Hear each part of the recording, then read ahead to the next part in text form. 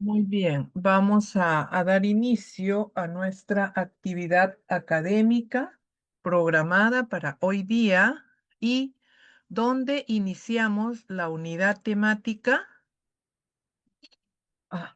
la unidad temática 4, ¿ya?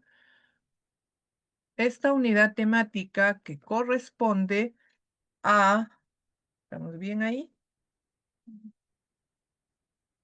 ¿Ya? Que corresponde a la unidad temática 4 y trata sobre la farmacología respiratoria, renal, cardiovascular y hematológica, ¿ya?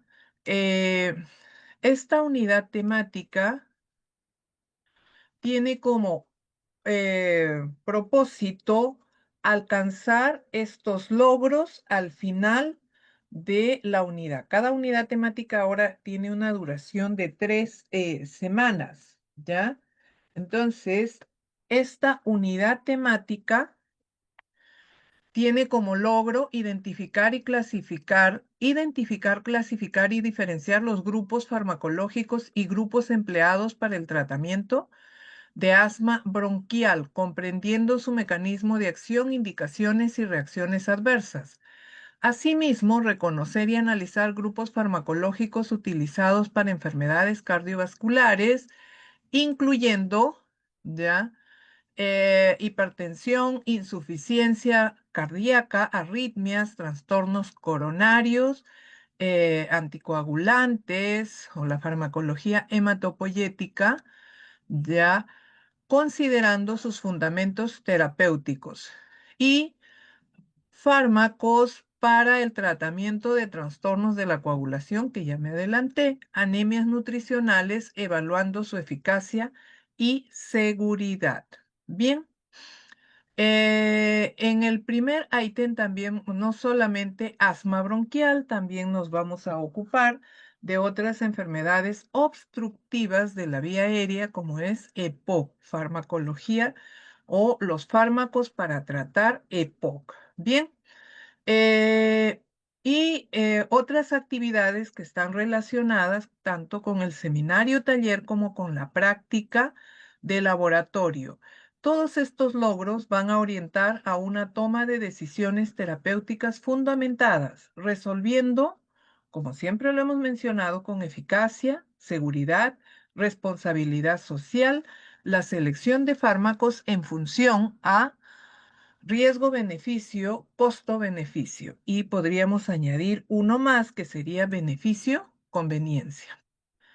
En la unidad temática 1, los principios generales que hemos revisado, conceptos o las definiciones de farmacocinética, farmacodinamia. Luego, en la unidad temática 2, la farmacología del sistema nervioso autonómico, hemos identificado agonistas, antagonistas adrenérgicos, agonistas, antagonistas colinérgicos y en el unidad temática 3, unidad que acabamos de culminar, que ya estamos listos para el segundo examen, que corresponde a la farmacología del sistema nervioso central y periférico, y donde nos hemos ocupado, por ejemplo, de autacoides, antihistamínicos, AINES, etcétera. Muchos de estos vamos a recapitular en esta unidad temática 4. Hoy día nuestra agenda corresponde a la farmacología del asma bronquial. Nos vamos a ocupar de antiinflamatorios, o sea, la clasificación, los dos grandes grupos de fármacos para tratar asma bronquial, que son antiinflamatorios, broncodilatadores, asimismo, antitusígenos, mucolíticos, que también forman parte estos grupos de fármacos, estos grupos farmacológicos, los grupos terapéuticos, forman parte del tratamiento o del manejo farmacoterapéutico de la enfermedad por pulmonar obstructiva crónica. Asimismo, vamos muy ligero, digamos, pero de interés, los fármacos de uso en la desadaptación a las alturas. Bien. Entonces, eso es lo que vamos a ocuparnos hoy día, lo que corresponde a la farmacología del tracto respiratorio. Objetivos, vamos a describir brevemente la fisiopatología de asma bronquial y EPOC. Vamos a diferenciar, definir los grupos farmacológicos para tratar asma bronquial. Vamos a identificar la farmacocinética de broncodilatadores, antiinflamatorios, mucolíticos, antitusígenos, fármacos de uso para la desadaptación de las alturas y de cada grupo valoraremos riesgo-beneficio y beneficio-conveniencia, que es lo que nos corresponde. Muy bien, vamos a iniciar el asma bronquial. ¿Qué es el asma bronquial? El asma bronquial, ¿ya? eh, como enfermedad crónica degenerativa de carácter multifactorial y poligenético, ¿ya? El asma como tal se caracteriza, ¿ya? por una obstrucción de la vía aérea. ¿Y a qué se debe esta obstrucción de la vía aérea? Entonces lo que vamos a entender son los mecanismos fisiopatológicos. Bien, a ver, chicos, hasta aquí vamos entendiéndonos. ¿Mm? Sí, doctora. Doctora. Sí, todo claro. Muy bien. Entonces vamos a continuar. Un momentito. Un momentito que voy a cerrar la puerta.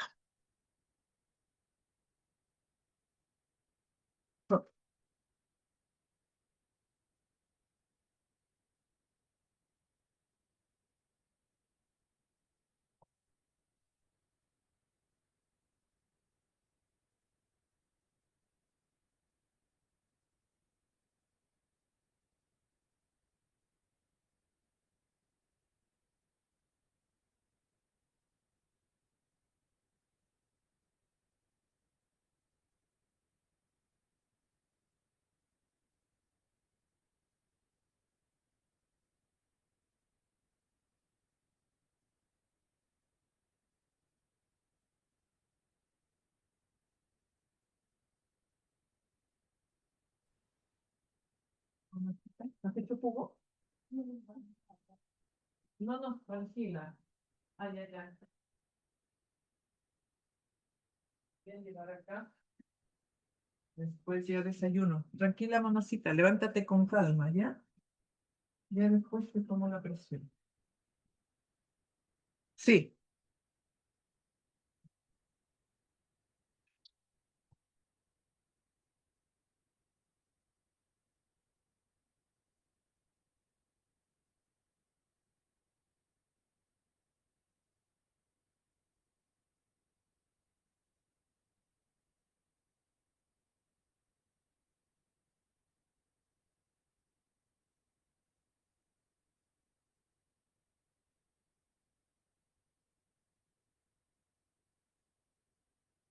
Bien, vamos a continuar. Entonces estamos con la definición del asma bronquial, ¿ya?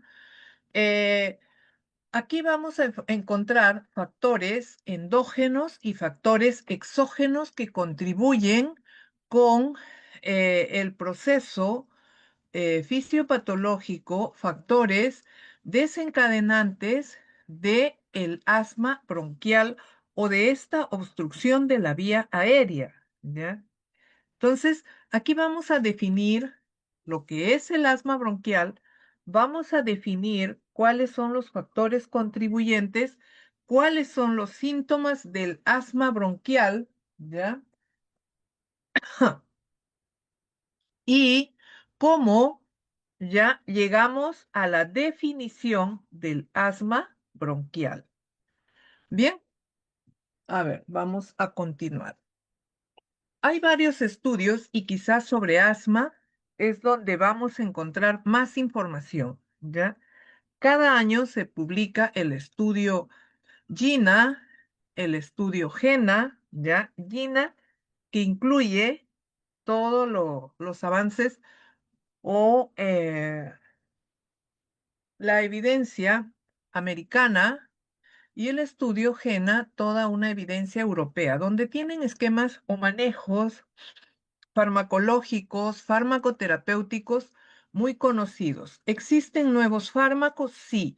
¿Aparecieron nuevos tratamientos? También, pero que siguen siendo los mismos grupos farmacológicos útiles para manejo de asma bronquial. Entonces, antes de comentar este gráfico, vamos a definir lo que es el asma bronquial. El asma es una enfermedad inflamatoria crónica reversible de las vías aéreas que cursa con un cuadro de hiperreactividad o se debe o la causa de esta inflamación de la vía aérea, de este taponamiento de la vía aérea, es la hiperreactividad bronquial y va a producir como respuesta temprana una broncoconstricción, o sea, una contracción de la musculatura lisa del tracto respiratorio, del alveolo pulmonar, y esta puede ser prevenida y tratada farmacológicamente. Ahora, ¿cuál es la tríada de síntomas del asma bronquial? ¿Cuál es la tríada de síntomas? Tos, disnea y sibilancia. Esta triada también es característico de otras enfermedades obstructivas de la vía aérea, EPOC, inclusive bronquitis asmatiforme, qué sé yo, enfisema pulmonar, eh, inclusive otras enfermedades infecciosas como tuberculosis que pueden presentar esta sintomatología. También esta triada de tos, disnea, sibilancia es característico de enfermedades cardíacas como la insuficiencia cardíaca. ¿Quiénes están involucrados?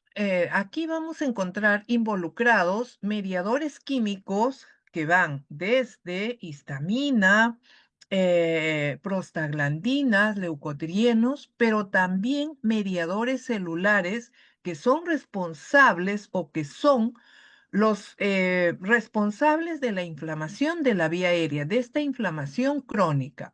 Entonces, tempranamente la desgranulación de los mastocitos van a generar pues toda una cascada ya de una, primero, de una triple respuesta de Lewis, luego una estimulación de esta cascada inflamatoria de la vía del ácido araquidónico y todo esto va generando una secuencia de reacciones activando células, mediadores químicos como interleuquinas y eosinófilos, linfocitos T, que son responsables o son los que median esta inflamación crónica y ocasiona episodios recurrentes de broncoespasmo, disnea, tos, un curso clínico con exacerbaciones. Entonces, volviendo un poquito antes de esto, aquí donde estábamos, entonces, esta inflamación bronquial vamos a encontrar inductores en personas susceptibles, lo que llamamos reacciones de hipersensibilidad, donde un antígeno se aloja o ingresa al organismo por una vía respiratoria o puede ser vía oral, ¿ya? Y estos van a formar un complejo, ¿ya? Con un anticuerpo, con una inmunoglobulina. Y estos, pues, tienen sus propios receptores, ¿ya? Luego, esta inducción externa va a producir una liberación, una mediación de sustancias químicas, ¿ya? Y no solamente, o sea, un agente externo, ¿no? Puede recibirse vía aérea y estamos expuestos, o sea, contaminantes ambientales, contaminantes químicos, por ejemplo, aromatizantes, alimentos, medicamentos que van a estar involucrados aquí. ¿Ya?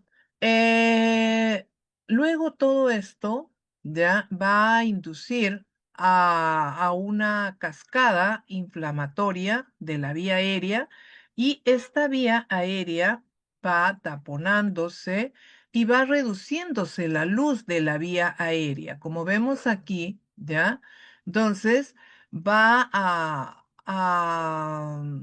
o este taponamiento se debe a la formación de moco y esto reduce la luz de la vía aérea. Ahora, la pregunta es, en el asma, ¿la dificultad es para inhalar el oxígeno o exhalar el CO2?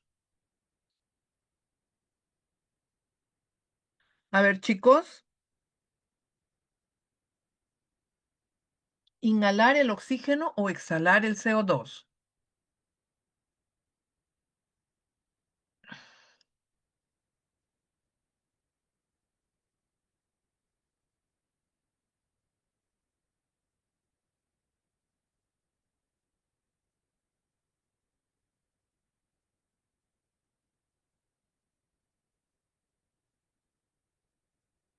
Inhalar el oxígeno o exhalar el CO2. Chicos, hola, ¿están allí? Exhalar, doctora. Exhalar. Exhalar. Es la acumulación de CO2, por eso es que en el asma pueden haber también síntomas, eh, algunas evidencias sintomatológicas, neurológicas o a nivel del sistema nervioso central, ¿ya? Ahora, la obstrucción de la vía aérea se debe a una contracción del músculo liso, o sea, una contracción del músculo liso, un edema de la vía aérea, hipersecreción de mocos, el aumento de moco, ¿ya? Y los cambios estructurales en la vía aérea, ¿ya? Es por ello que aquí vamos a encontrar los mecanismos celulares que les mencionaba. Miren ustedes, ingresa un antígeno, ¿ya? Al organismo y este inmediatamente se une a un anticuerpo con una inmunoglobulina E y esta inmunoglobulina E, este complejo, aquí en la célula cebada tienen unos receptores. ¿Recuerdan los receptores para tirosina quinasa? ¿Ya? Estos receptores que tienen dominios intra y extracelulares, ¿ya? Tienen respuestas o mecanismos de transducción de señales mucho más rápidos que los receptores metabotrópicos. ¿Por qué? Porque estos no requieren de los segundos mensajeros. Inmediatamente, con los residuos de tirosina quinasa, generan toda una cascada de transducción de señales, fosforilaciones y van a activar a enzimas de la membrana celular como la fosfolipasa 2, fosfolipasa C y estas a nivel intracelular, miren, activación. Va a haber una activación nerviosa, va a haber una activación en células de músculo liso, ¿ya? En músculo liso, donde vamos a encontrar algunos receptores, como por ejemplo, aquí en esta célula cebada, ¿ya? Esta activación, o sea, esta activación del receptor de tirosina quinasa, va a mediar la liberación de histamina. Histamina tiene receptores en músculo liso. Va a generar toda una cascada y una liberación de mediadores químicos, ¿ya? Y así va una secuencia activándose como la cascada del ácido araquidónico, donde se sintetizan o se activan la vía de la ciclooxigenasa, recuerden la vía de las lipoxigenasas, donde hay mediadores químicos como prostaglandinas de 2 leucotrienos, recuerden los leucotrienos cisteínicos, y eh, estos van generando respuestas tempranas. Por eso es que frente a un cuadro de asma, la respuesta temprana se caracteriza por el broncoespasmo, por la contracción del músculo liso, pero esta respuesta es de corta duración. Inmediatamente esta cascada, como hay interleuquinas, van a activar a otros mediadores, pero ya no tanto químicos, sino celulares. Y estos mediadores celulares, ¿ya? Como ya los neutrófilos, linfocitos B hasta los linfocitos T, son los que median la respuesta tardía. ¿Y cuál es la respuesta tardía? La inflamación de la vía aérea, ¿ya? O sea, estas respuestas que vemos aquí, ¿ya? Reflejos o estas respuestas que se caracterizan por una hipertrofia, una hiperplasia, células del músculo liso en las vías aéreas que van a producir moco y por ende taponamiento de la vía aérea. Pero este mecanismo de inflamación, de epitelización, de broncoespasmo es reversible, ¿ya? Es reversible. Ahora, la pregunta es, ¿el asma es reversible? No, se puede tratar, se controla el asma, ¿ya? La inflamación de la vía aérea se controla. ¿Y por qué no es reversible el asma? Porque hemos mencionado como definición inicial que es una enfermedad crónica de carácter multifactorial y poligenético. O sea, hay factores contribuyentes endógenos y hay factores contribuyentes externos. No nos vamos a detener mucho aquí porque yo sé que en su curso de fisiopatología, como manda su sílabo, ya han desarrollado esto. Lo mismo que les estaba comentando, ¿ya? Entonces, hay mediadores químicos, miren, entre un alergeno, ¿ya? Este alergeno con el anticuerpo forman un complejo y este complejo se une a unos receptores de tirosina quinasa en la célula cebada del mastocito. ¿Ya? Entonces, aquí se van liberando mediadores químicos, desgranulación de mastocitos, donde se libera histamina, heparina, ¿ya? Asimismo, en la membrana celular, miren, se activan, se estimula a la enzima fosfolipasa 2, fosfolipasa C y todos los mediadores químicos que van a producir broncoespasmo. Por otro lado, por otro lado, se van a activar ya eh, células, o se va en este proceso de mediación, también se activan células como son los linfocitos B, los linfocitos T, y estos van a ser los responsables de la inflamación. Aquí lo tienen mucho más claro. Ahora, factores que pueden desencadenar desencadenar o agravar el asma bronquial, ¿ya? Hay factores contribuyentes, sí, infecciones respiratorias virales, alergenos del hogar o laborales, humo de tabaco. Hay un tipo de asma también inducida por el ejercicio físico, estrés, ¿ya? Por eso no se pueden estresar. Y fármacos como son bloqueadores beta, AINES, ¿ya? Que pueden inducir a asma bronquial. Entonces, vamos a encontrar mediadores o desencadenantes directos e indirectos. Directos, los procesos virales, tabaco, el frío, la humedad. Lima es fría, es húmeda, alergenos, contaminantes atmosféricos. Y los indirectos son ejercicio físico, embarazo. En el embarazo también puede presentarse asma, pero esta desaparece al momento del parto, ¿ya? Alérgenos como son aditivos en alimentos, ¿no? Colorantes, saborizantes, tormentas e inversión térmica, fármacos, sinusitis, inclusive la menstruación, el reflujo gastroesofágico que irrita que irrita la laringe y esto puede producir una hiperreactividad bronquial. Ahora, el asma como tal, hay varias formas clínicas para clasificar el asma bronquial, ¿ya? Entonces, ¿cuáles son esas formas clínicas para clasificar el asma bronquial? A ver, hay varios. Podemos ver asma aguda, crónica, pero ya de por sí el asma es crónica, ¿ya?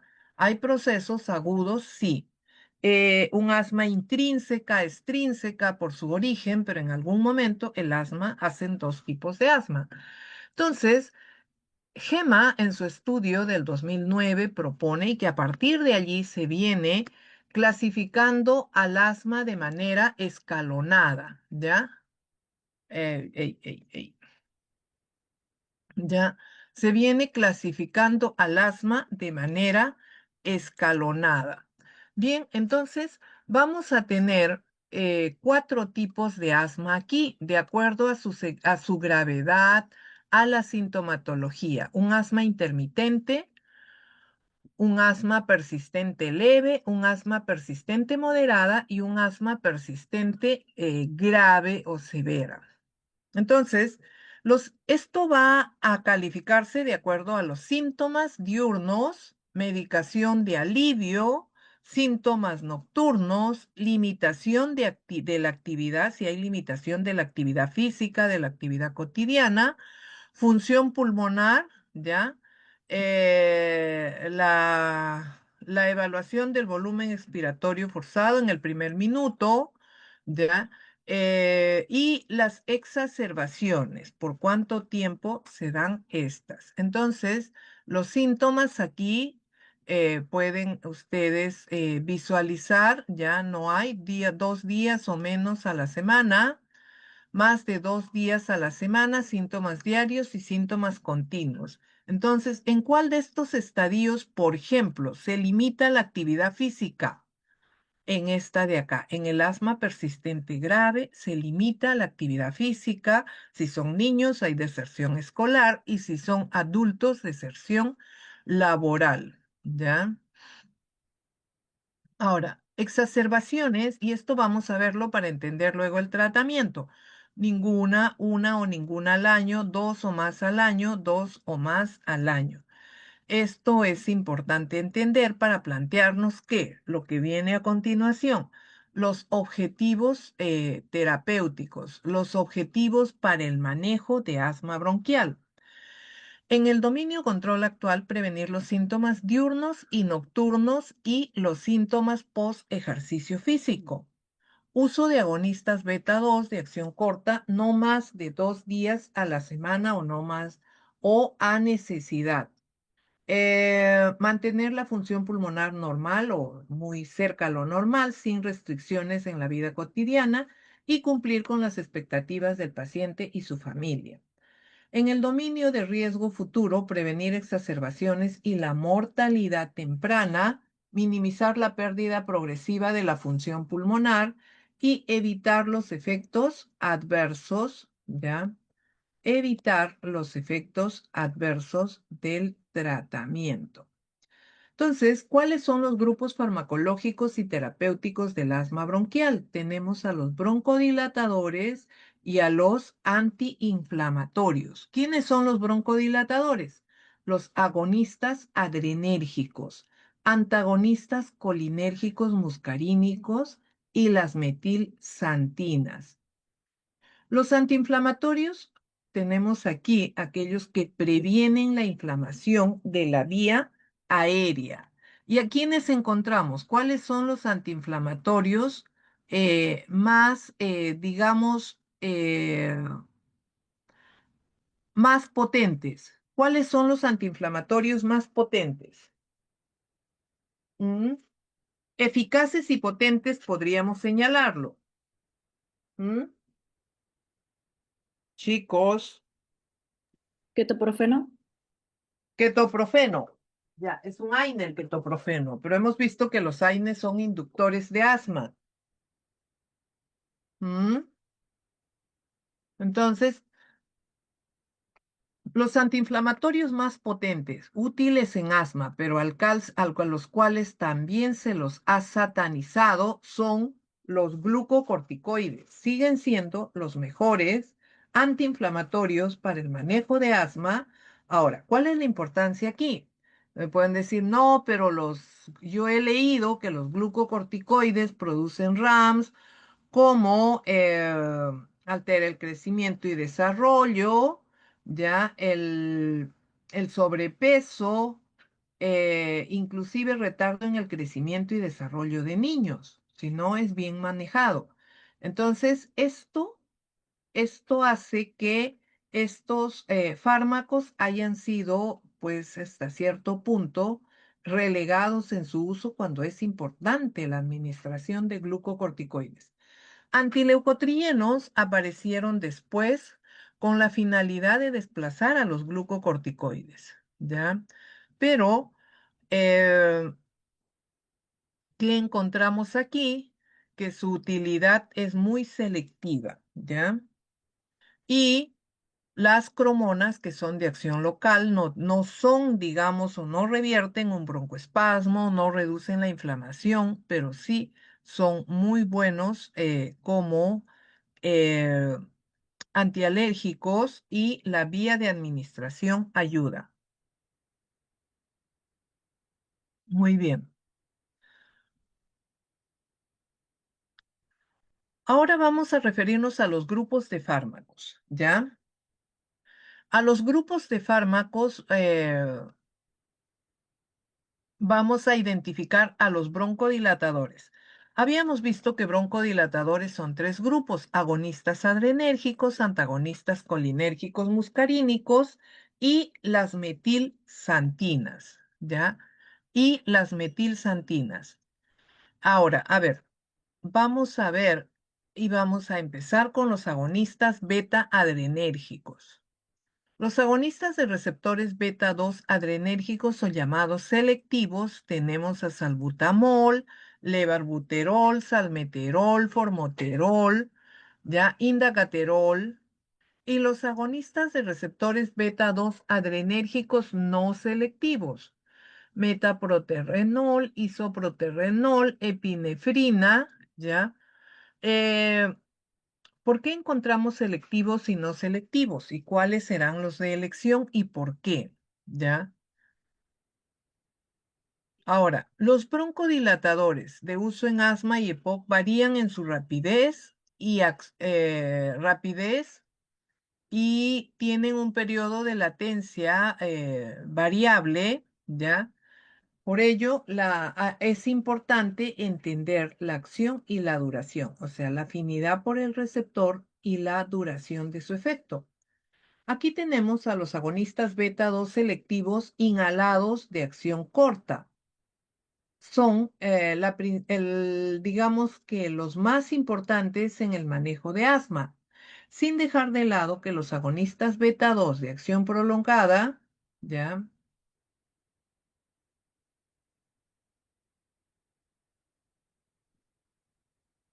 Los agonistas beta 2 de acción prolongada, ¿ya? Se usan más para control, asociados a glucocorticoides, ¿ya? Y sobre todo para el tipo de asma severo a moderado. A ver, no sé qué pasa. Ya.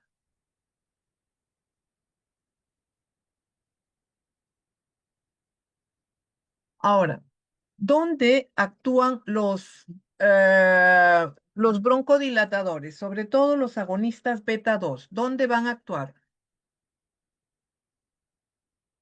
¿Mm? ¿Dónde vamos a encontrar que actúan los agonistas beta 2? Como tienen sus propios receptores, los receptores beta 2 los vamos a encontrar ampliamente distribuidos en músculo liso, vascular y extravascular, en todo el músculo liso extravascular del tracto respiratorio, gastrointestinal, uterino. Vamos a encontrar receptores beta 2, inclusive en el encéfalo, ¿ya? También en músculo estriado vamos a encontrar en algunos órganos o vísceras, también vamos a encontrar receptores beta 2, ¿ya? Pero ahora nos interesa identificar dónde van a actuar eh, estos fármacos a quien hacemos referencia para el manejo de asma, que son los agonistas beta 2 selectivos y no selectivos. Ahora, estos van a relajar el músculo. ¿Cómo? El agonista beta 2 se une al receptor, ¿ya? Y este, al unirse al receptor, ¿ya? Va a,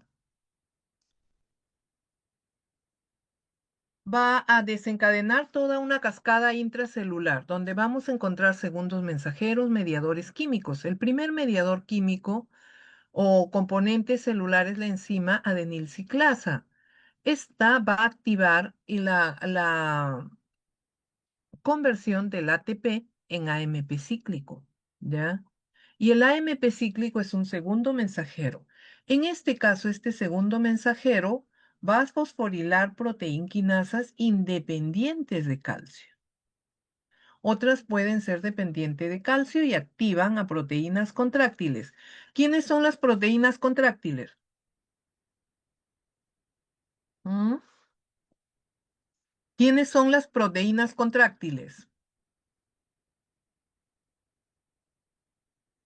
A ver, ¿quiénes están? Hoy día no tengo muchos alumnos. A ver, Joseph, ya veo a Joseph. ¿Joseph ya se encuentra mejor? Joseph, Doctora, buen día. Poquito. ya. ¿Cuáles son las proteínas contráctiles?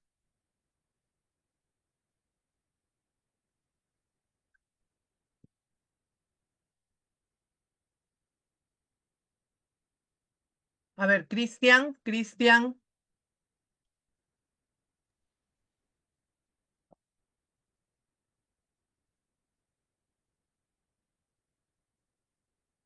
Mm, actina y miosina. Muy bien, Cristian.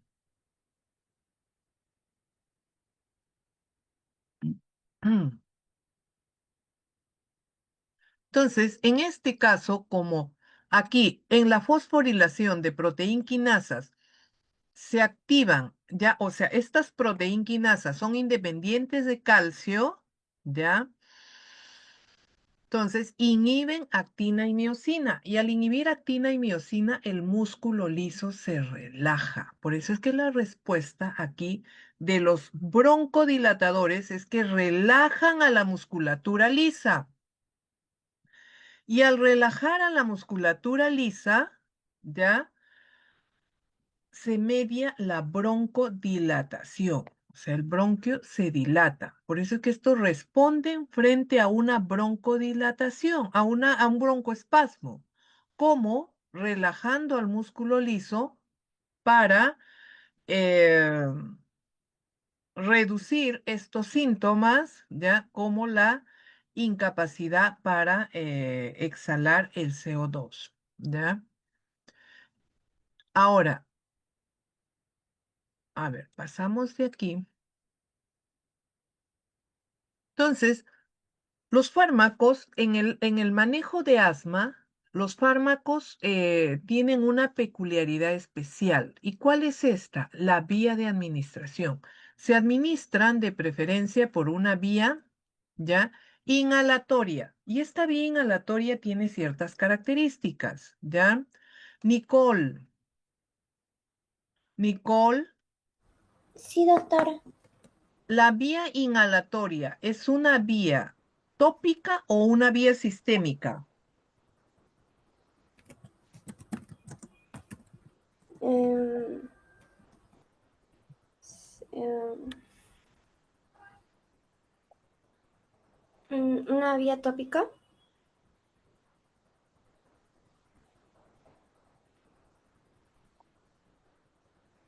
A ver, ¿por qué una vía tópica?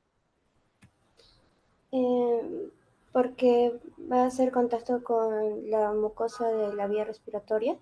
Ya. Ahora, ¿cómo se calcula aquí la dosis del fármaco? Administrándose por vía inhalatoria cuando se requiere de un dispositivo, como lo podemos visualizar aquí. Oh, no, ya. Aquí podemos visualizar el dispositivo que requiere de destreza para administrarse. ¿Cómo calculamos la vía, cómo calculamos aquí la dosis? A ver, en Mabelén, Sí, doctora. ¿cómo calculamos aquí la dosis cuando administramos el fármaco por vía inhalatoria?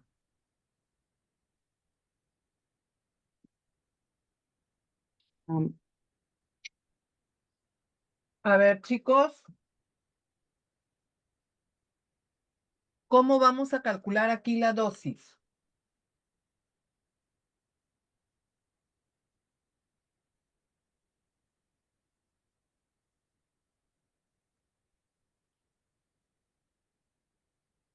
¿Algún voluntario? ¿Algún voluntario?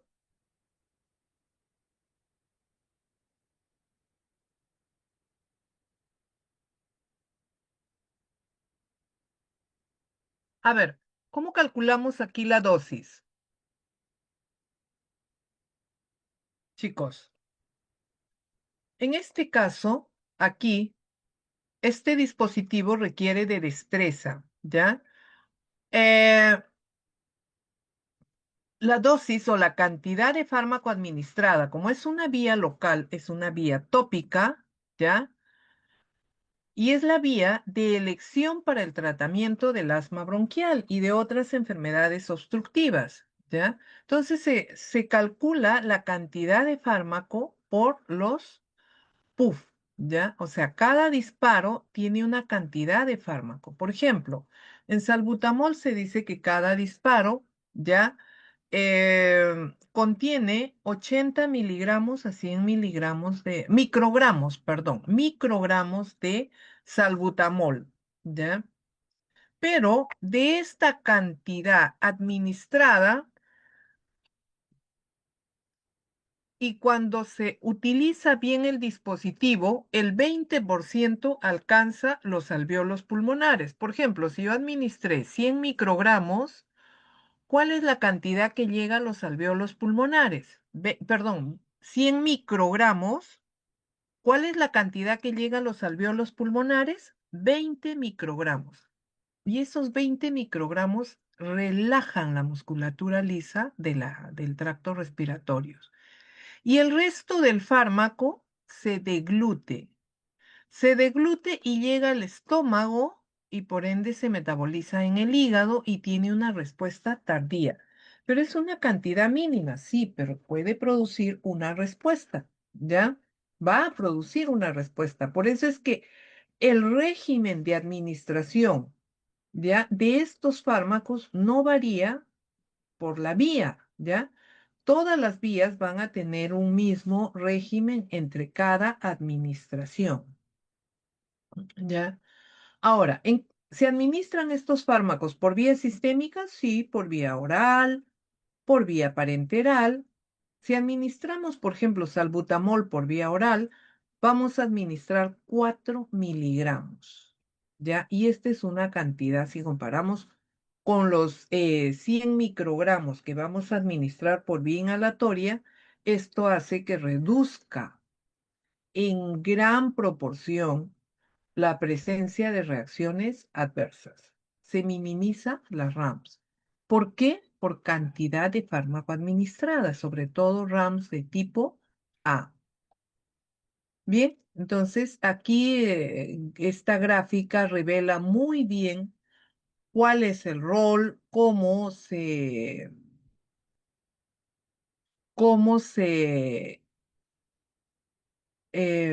maneja, ¿ya?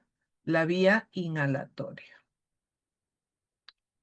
o esta vía para manejo de asma, ¿ya? Para tratamiento de asma. Hoy no quiere.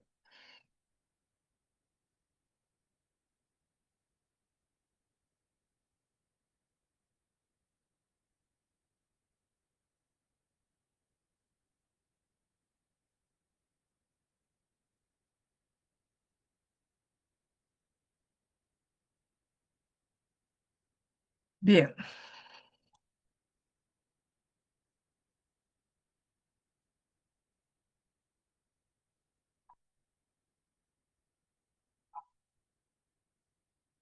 ya. Ahora, ¿cuáles son los efectos farmacológicos? ¿Cómo se media la broncodilatación? Recordemos que estos fármacos, su acción farmacológica es broncodilatadora, ¿ya? Su acción farmacológica es broncodilatadora, vasodilatadora, porque también encontramos receptores beta 2 en músculo liso vascular, ¿ya? Ahora, la broncodilatación se debe a una relajación del músculo liso bronquial mediante el aumento del AMP cíclico y tras una activación de la adenilato ciclasa. Y como resultado tiene la disminución de la resistencia de las vías aéreas y el alivio rápido de la disnea. Inhibición de la liberación de mediadores inflamatorios. Disminuye la liberación de mediadores inflamatorios como histamina, leucotrienos y otros mediadores proinflamatorios, ¿ya?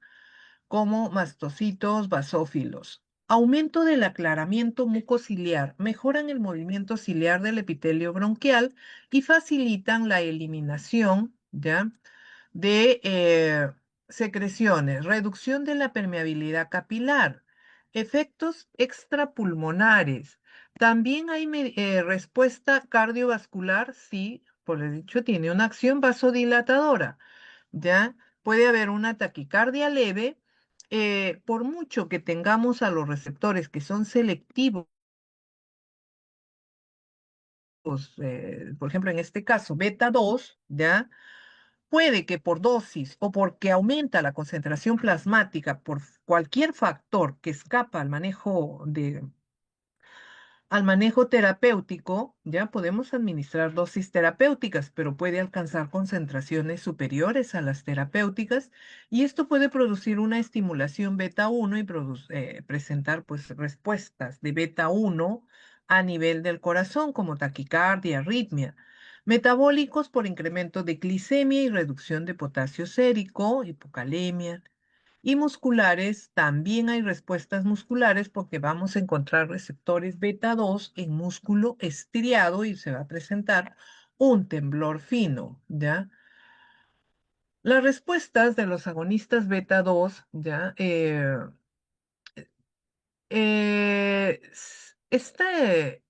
Esta broncoconstricción, este edema, va a responder al uso de agonistas beta 2 en exacerbaciones. Y estos se deben también a muchos factores, ¿ya? Los que conocemos son el mecanismo de acción, pero también por allí esto va a contribuir con reducir los mediadores proinflamatorios. La ruta de administración es otro determinante en la eficacia, ¿ya? Eh, por ejemplo, la vía inhalatoria frente a la vía oral o a una vía sistémica, sea oral o parenteral, entonces es mucho más eficaz, ¿ya? Potente y eficaz porque reduce la dosis. No hay variaciones en la eficacia por nebulización o por inhalación a dosis individual. La administración endovenosa está asociada con mayor frecuencia de RAMS. Vamos a identificar a los agonistas beta 2 de acción corta, conocido como SABA, ¿ya? Y los agonistas de acción prolongada, como agonistas beta 2 adrenérgicos, conocidos como LABA, ¿ya? Estos que se van a asociar a su uso a bromuro de hipratropio, se van a asociar con glucocorticoides, ¿ya? Entonces, tenemos que identificarlos, ¿ya? Identificarlos. Un SABA, salbutamol, un LABA, salmeterol, por ejemplo, ¿ya? Asimismo, se considera que se ha identificado tolerancia. ¿Qué significa tolerancia en farmacología? Incremento de la curva dosis-respuesta hacia la derecha. Asimismo, podemos identificar toxicidad de este grupo de fármacos llamados agonistas beta 2, beta 2 en general. Temblor es más notificable cuando el fármaco se administra por vía oral que por vía inhalatoria. Incrementos de la frecuencia cardíaca y palpitaciones, ¿ya? Eh, el uso de dispositivos de cámaras espaciadoras disminuyen estos efectos, reducción de la disposición de la medición. Cardiomiopatía inducida por estrés ha sido asociada con el tratamiento de estatus asmático en un reporte de casos. También se han reportado disturbios metabólicos como hiperglicemia y hipocalemia. Otros broncodilatadores son los antagonistas colinérgicos muscarínicos, como el bromuro de hipratropio y el bromuro de tiotropio, ¿ya? Los antimuscarínicos, derivados del amonio cuaternario, se absorben difícilmente en el tracto gastrointestinal y no cruzan la barrera hematoencefálica. Solos no son útiles, no revierten un broncoespasmo, ¿ya? Es por ello que en asma aguda está asociado a un agonista beta 2, en pacientes con EPOC severa sí son útiles, son de primera elección en casos de EPOC, en rinitis alérgica o viral y en realidad sí pocos efectos adversos a nivel sistémico. Ahora, el otro grupo de broncodilatadores son las metilsantinas, ¿ya? Son las metilsantinas. Estos, luego me van a indicar ustedes, atentos, ¿cuáles son los mejores broncodilatadores? Tienen un efecto broncodilatador, antiinflamatorio, inmunomodulador, efectos broncoprotectivos que contribuyen a su eficacia como profiláctico antiasmático, ¿ya? Y una, digamos, una débil acción diurética y además es útil en EPOC. Inhibe a la fosfodiesterasa 3. Acá estos fármacos habíamos visto los agonistas beta 2, los antimuscarínicos, que son fármacos de acción directa. Las metilsantinas son fármacos de acción indirecta porque se unen a la enzima fosfodiesterasa 3. ¿Y quién es la fosfodiesterasa 3? Chicos, ¿quién es la fosfodiesterasa 3?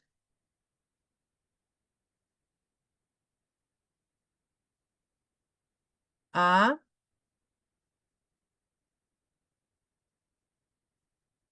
¿quién es fosfodiesterasa 3? Es una enzima que el AMP cíclico lo va a convertir en AMP. O sea, este segundo mensajero lo degrada a AMP. Entonces, si inhibimos a esta fosfodiesterasa 3, ¿ya? Fosfodiesterasa 5 o a todas las fosfodiesterasas donde tiene afinidad las metilsantinas, ¿ya? Eh, su respuesta o su efecto antiinflamatorio, no digamos, broncodilatador. Tiene una débil acción antiinflamatoria, pero su respuesta broncodilatadora va a ser más duradera porque va a inhibir a esta enzima que degrada al AMP cíclico y va a hacer que el AMP cíclico mantenga su actividad. ¿Ya? Aquí tenemos fármacos como teofilina, ¿ya? Tenemos fármacos como teofilina, que incrementa la actividad de histona, diacetilasa, incrementa la respuesta de corticoides en pacientes con asma severa, resistentes a corticoides y en pacientes fumadores con asma. ¿Ya? Potencial de uso para pacientes con asma crónico, con intolerancia al ABA.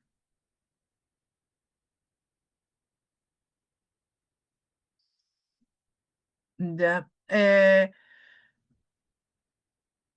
Y las respuestas a los corticosteroides inhalatorios o a pacientes sin adherencia a esta respuesta o esta medicación inhalatoria. No es de indicación rutinaria para el tratamiento de asma severo o agudo, ¿ya? Por vía endovenosa puede ser agregada en asma severa cuando los pacientes no responden a nebulizaciones o corticoides sistémicos. La teofilina oral como terapia de mantenimiento requiere una dosis baja inicial y un monitoreo sérico.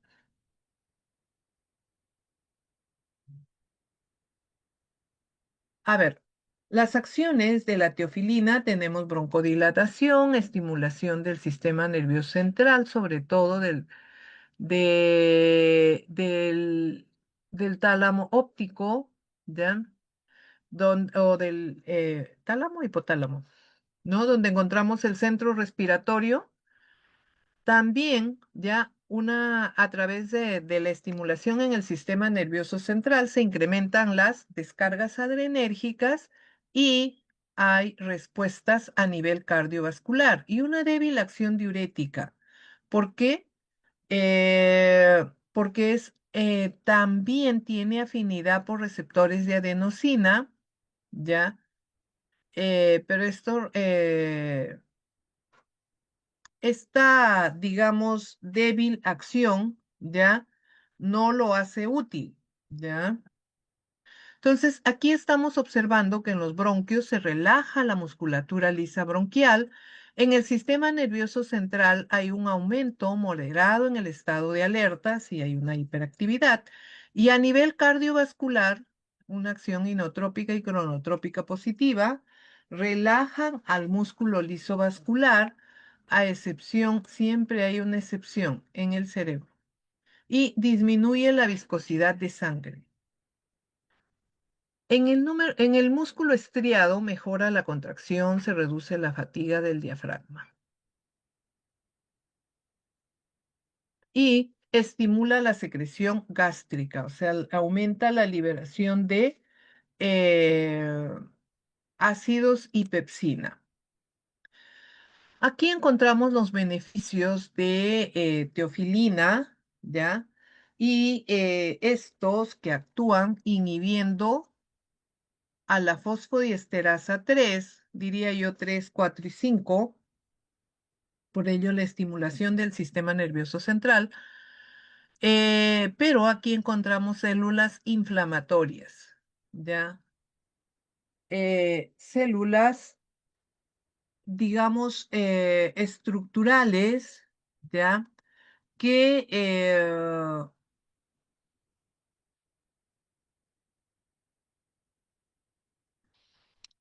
y estoy ya.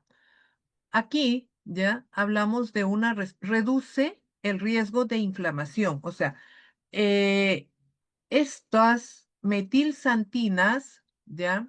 Disminuye el número de células, como son los eosinófilos, los linfocitos T, células cebada de los mastocitos, macrófagos. Y también células estructurales, ¿ya? Van a verse beneficiadas por esta reducción. Por ejemplo, menos respuestas reactivas en el músculo liso, menos respuestas reactivas en el músculo endotelial y en el músculo estriado del tracto respiratorio. Aquí vamos a encontrar interacciones, ¿ya? Aumentan las concentraciones séricas de teofilina a los anticonceptivos orales, la eritromicina, los antagonistas del calcio y la cimetidina. Disminuyen las concentraciones séricas de teofilina, rifampicina, fenobarbital, difenilidantoína y carbamazepina. Entonces, ahora vamos a ocuparnos del grupo de los antiinflamatorios. ¿Quiénes son los antiinflamatorios? A ver, un momentito que voy a traer agua.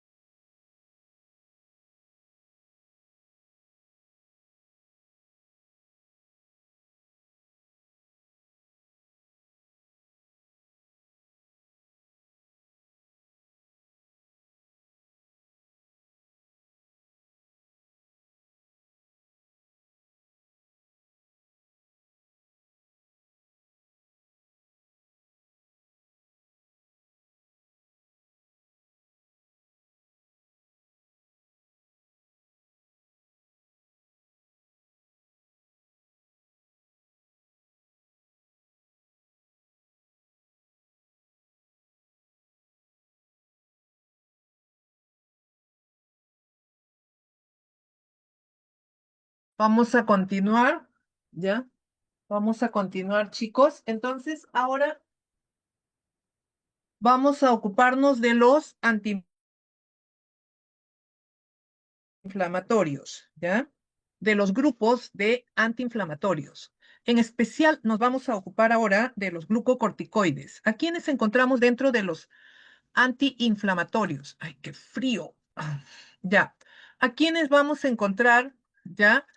Dentro de los antiinflamatorios, glucocorticoides, leucotrienos y los estabilizadores de membrana, las llamadas cromonas. Los glucocorticoides. ¿Quiénes son los glucocorticoides? Lo conocemos, lo vamos a estudiar más adelante.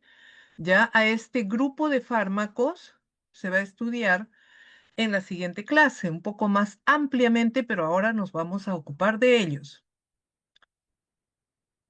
Los antiinflamatorios en general resuelven la inflamación, ¿ya? Resuelven la inflamación, previenen la inflamación, ¿ya? Y dentro de los que resuelven, o sea, reducen la inflamación, antagonizan los glucocorticoides, ¿ya? Previenen la inflamación, los glucocorticoides, también los estabilizadores de membrana de mastocitos y los antileucotrienos, ¿ya? Los antileucotrienos o inhibidores de leucotrienos. Bien, entonces aquí los glucocorticoides los vamos a clasificar en inhalados y en sistémicos. Los inhalados, beclometasona, fluticasona, flunisolida, triamcinolona, budesonida y nometasona. Los sistémicos orales como prednisona, prednisolona y los que se administran por vía endovenosa, metilprednisolona, hidrocortisona. ¿Ya? A ver. Aquí vamos a encontrar dónde actúan los glucocorticoides. Los glucocorticoides actúan inhibiendo o a nivel de la cascada del ácido araquidónico, inhibiendo la fosfolipasa A2. Ahora, recordemos que los glucocorticoides tienen un mecanismo de acción indirecto y directo. Indirecto cuando ya median un feedback negativo en el eje hipotálamo, hipófisis, glándula suprarrenal, ¿ya? Y directo porque tienen sus propios receptores a nivel intracelular. O sea, los glucocorticoides en general tienen un doble mecanismo de acción. Entonces, aquí estos van a inhibir toda esta cascada, ¿ya? De la vía del ácido araquidónico a todos estos mediadores químicos, ya sea por vía oral o inhalatoria. A diferencia de cromolín y nedocromil, que solo actúa en células como los eosinófilos, y las metilsantinas, ya, también habíamos mencionado que tienen un rol débil antidiurético, ¿ya? Y esto los hace también que tengan una débil actividad o una débil acción antidiurética, perdón, las metilsantinas tienen una débil acción diurética, estoy mencionando mal, una débil acción diurética. Y a su vez, este mecanismo les hace o los compromete que también tienen una débil acción antiinflamatoria, ¿ya? Actúan a nivel de estas células de los neutrófilos. Bien. Ahora, los glucocorticoides, ¿ya? Los glucocorticoides van a reducir el número de células inflamatorias, ya a nivel de eosinófilos, linfocitos T, células cebadas, macrófagos, igualmente las células epiteliales, endoteliales, músculo liso y glándula mucosa, ¿ya? Ahora, los glucocorticoides igualmente se administran por vía oral y parenteral, pero los de vía el local, digamos, los de vía tópica, ya van a presentar como RAMS disfonía, candidiasis faríngea y tos. La disfonía puede ser controlada. La candidiasis es cuando no hay un aseo o un enjuague adecuado post inhalación de cualquier fármaco, sea glucocorticoide o sea un broncodilatador. Y en las respuestas sistémicas puede llegar a una insuficiencia y supresión suprarrenal, supresión del crecimiento, equimosis, osteoporosis y cataratas, glaucoma, anomalías metabólicas como hiperglicemia y trastornos psiquiátricos como la euforia y depresión. Fármacos que deben ser evitados en pacientes asmáticos o frente a un cuadro de asma. AINES, macrólidos, opioides, ¿ya? Todos estos deben prevenirse cuando hay asma. Ahora, habíamos visto al inicio la clasificación del asma de acuerdo al estadio. Esta clasificación ayuda en el tratamiento, en la selección de fármacos. ¿Cuál debe ser el fármaco de elección? Miren, en todos los casos, eh, un asma leve intermitente requiere terapia no farmacológica, o sea, medidas no farmacológicas que ayuden en la mejora, en la prevención de síntomas. Por ejemplo, ¿no? Se evita el riesgo de consumo de antígenos, como por ejemplo productos elaborados, ¿ya? O productos que contienen colorantes, sean alimentos o medicamentos, ¿ya? Ahora, los demás estadios, en todos los casos vemos glucocorticoide. ¿Por qué glucocorticoide?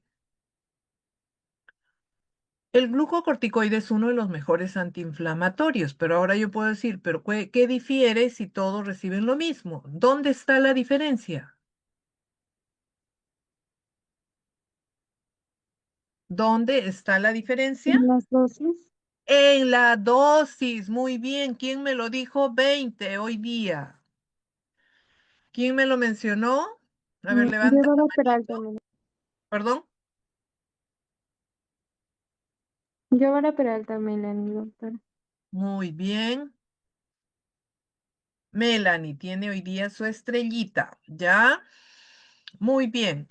Entonces, esto va a diferenciar las dosis. No es lo mismo una dosis bien baja, bien aleatoria, y administramos solo un glucocorticoide, o una dosis medianamente considerable asociado a salbutamol, por ejemplo, a un agonista beta 2 de acción corta. Y así, ¿ya? El otro grupo son los inhibidores de la vía de leucotrienos. Aquí vamos a encontrar a los fármacos que en esta vía, ya,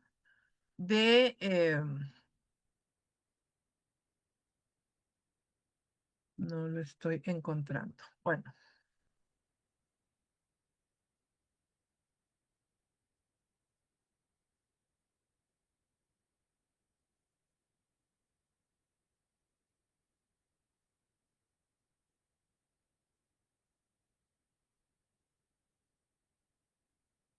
muy bien. Ahora sí, ya, a ver. Tenemos aquí en esta vía de los leucotrienos, ya, vamos a encontrar a dos grupos de fármacos. Aquellos que inhiben a la enzima 5-lipooxigenasa, que es el sileutón, no tiene mucha utilidad, pero sí son útiles aquellos que antagonizan al receptor de leucotrienos, sobre todo a los receptores de leucotrienos cisteínicos, ¿ya? Aquí encontramos a safirlucas, montelukast, ¿ya? Y estos son responsables, ¿por qué? porque se considera que estos leucotrienos cisteínicos como el LC4, el LD4, son potencialmente broncoconstrictores. En la fase temprana son potencialmente broncoconstrictores, ¿ya? Por eso se ha elegido a estos que antagonizan al receptor, ¿ya? Safir-Lucas, Monter-Lucas, la diferencia con los AINES es que estos se administran por vía oral, ¿ya? Y su absorción es rápida, tienen un metabolismo hepático extenso. ¿Reducen la inflamación? Sí, la secreción de moco, la permeabilidad, la infiltración de eosinófilos. Asimismo, hay efectos menores, ¿ya? O respuestas menores, RAMs menores, ¿ya? En relación a los glucocorticoides. Aquí vamos a encontrar en dónde actúan estos fármacos. Aquí tenemos desde la membrana celular la enzima, el ácido araquidónico, que activa toda la cascada de esta vía, ¿ya? Y son dos, digamos, dos rutas, ¿ya? Una de la 5-lipoxigenasa y otra de la ciclooxigenasa, ¿ya? Aquí en la neurona posináptica vamos a encontrar el receptor, ¿ya? Y estos, al ser antagonizados, pues van a reducir el proceso inflamatorio.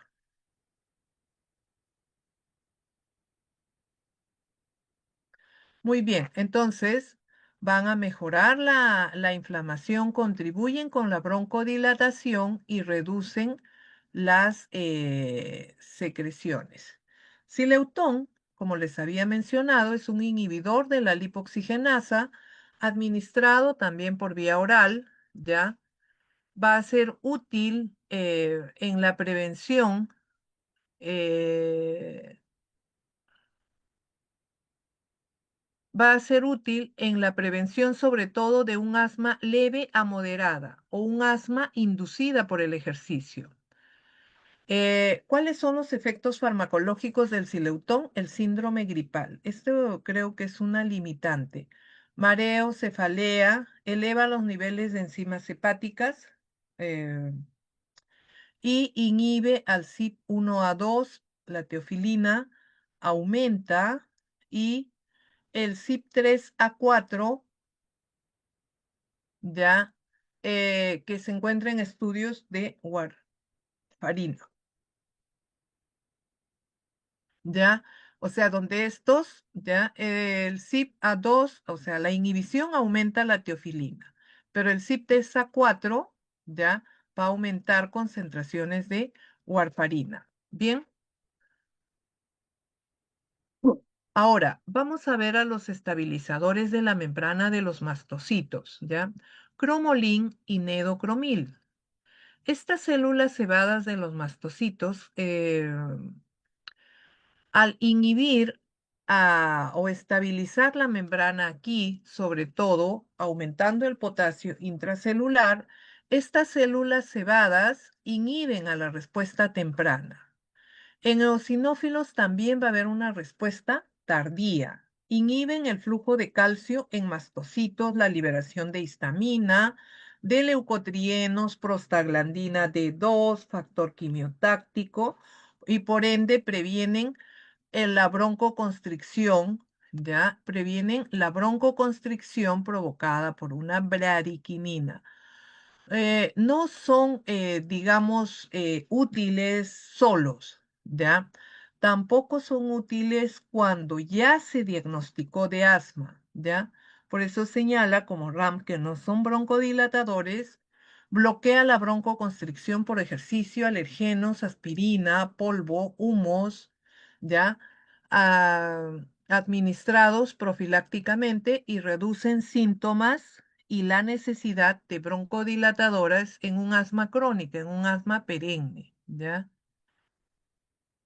Bien, entonces, cromolín y nedocromil son estos fármacos, ¿ya? Se usan profilácticamente porque no son útiles, no reducen el asma, ¿ya? reducen la hiperreactividad, pero la hiperreactividad bronquial puede aparecer en cualquier momento. Son más eficaces en niños con asma alérgica, ¿ya? Y estos que se administran por vía inhalatoria, ¿ya? En rinoconjuntivitis alérgica. Sus RAMs, bueno, una irritación de garganta, sequedad bucal, tos irritativa, edema de laringe, ¿ya? Rigidez torácica, alteraciones del gusto con nedocromil, sobre todo se presenta cefalea.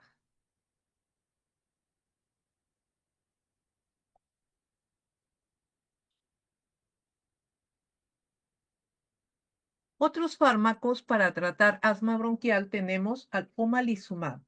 Este es un anticuerpo monoclonal que se une a la inmunoglobulina E. A este anticuerpo disminuye la expresión del receptor, impide que el alergeno se una o formen este complejo y desencadena la liberación de mediadores químicos, ¿ya? Este omalizumab se administra por vía subcutánea ya mucho tiempo y buen tiempo que está en el mercado, ¿ya? Y sí, siempre se lo ha considerado, sobre todo cuando el asma ya no, o con otros fármacos, no responden al tratamiento, ¿ya? Muy bien, entonces, aquí, ¿ya? Está indicado en adultos y en adolescentes mayores de 12 años con un asma alérgica moderada.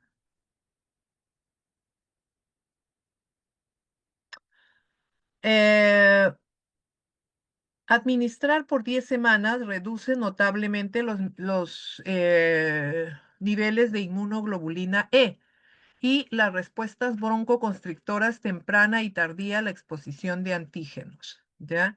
Esto va a depender o cuando se usa omalizumab, cuando el paciente no responde al tratamiento convencional. Y el tratamiento convencional es con broncodilatadores y antiinflamatorios de los que acabamos de mencionar y que aquí o en cualquier parte del mundo esta elección es, digamos, de primera línea y son considerados fármacos de elección de primera opción en el tratamiento de asma, ¿ya? Los broncodilatadores, tanto agonistas beta 2 de acción corta, de acción prolongada, las metilsantinas, como son los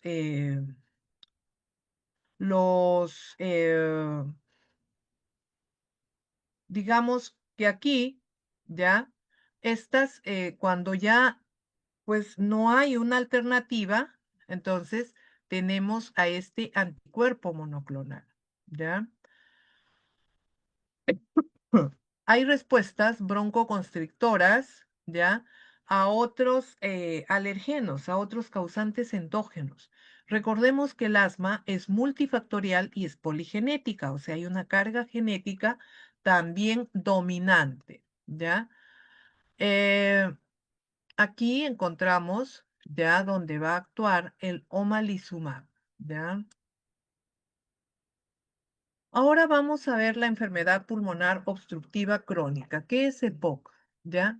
Esta se caracteriza ya por una inflamación prolongada también de la vía aérea, un daño alveolar irreversible, ¿ya? Es una enfermedad potencialmente mortal, ¿ya? La causa principal es el tabaquismo, no se cura radicalmente, pero sí pueden aliviarse. Otros factores de riesgo pueden ser la contaminación del aire, tanto interno y externo, la exposición laboral a humos y infecciones repetitivas. La sintomatología, la disnea al esfuerzo, tos, expectoración, tabaco, ¿ya? Eh, aquí, ya, en la, aquí en la sintomatología vamos a encontrar que son, digamos, síntomas muy similares a asma, ¿ya? Síntomas muy similares a asma. Y aquí el factor contribuyente o el factor desencadenante sí está muy bien identificado y es el humo de tabaco. Pueden haber otros factores que contribuyan, pero es el humo del tabaco quien media esta EPOC. Las medidas terapéuticas también están orientadas al tabaco, dejar el tabaquismo, fomentar el ejercicio y mejorar la nutrición. ¿Ya? Un momentito, por favor.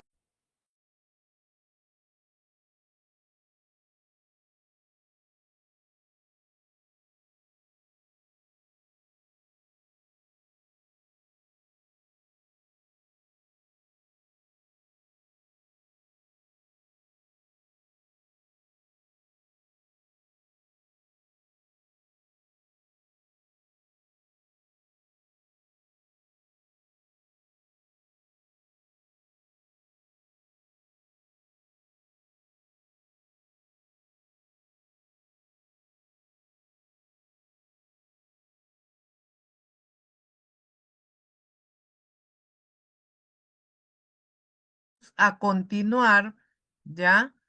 Vamos a continuar con,